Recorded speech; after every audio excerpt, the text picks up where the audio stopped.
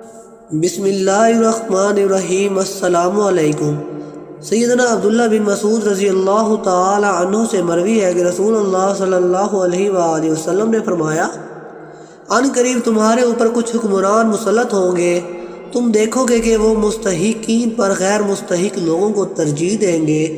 صحابہ نے کہا، اے اللہ کے رسول، جو آدمی ایسے حالات پائے وہ کیا کرے؟ آپ صلی اللہ علیہ وآلہ وسلم نے فرمایا، تمہارے ذمہ جو حقوق ہوں تم ان کو ادا کرنا، اور جو تمہارے حقوق ہوں تم ان کا اللہ تعالیٰ سے سوال کرنا۔